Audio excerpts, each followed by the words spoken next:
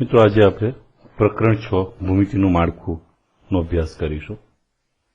આમ તો ભૂમિતિના સંદર્ભમાં આપણે લગભગ ધોરણ 4 થી બિંદુ, રેખા, કિરણ, રેખાખંડ, કેટલીક ભૌમિતિક આકૃતિઓ જેમ કે ત્રિકોણ, ચોરસ, ચતુષ્કોણ, વર્તુળ, લંબચોરસ વગેરેનો અભ્યાસ કરતા આવ્યા છીએ.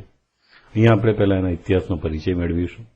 એટલે એના મુખ્ય મુદ્દામાં પરિચય, કે ક્યાંથી ભૂમિતિની શરૂઆત થઈ હશે, યુક્લિડનો અભિગમ, કેટલીક વ્યાખ્યાઓ, સ્વયંસિદ્ધ સત્યો, પૂર્વધારણાઓ, યુક્લિડની 5મી પૂર્વધારણાની સામ્ય વિધાનો, નોન યુક્લિડિયન ભૂમિતિઓ અથવા ગોલીય ભૂમિતિ, તાર્કિક ભૂમિતિની રચનાની જરૂરિયાત, ભૂમિતિને લાગતા કેટલાક મહત્વના પદો, મહત્વના વિધાનો, આધુનિક ભૂમિતિના માળખાના મુખ્ય ભાગો જેવા મુખ્ય મુદ્દાઓનો અભ્યાસ કરીશું.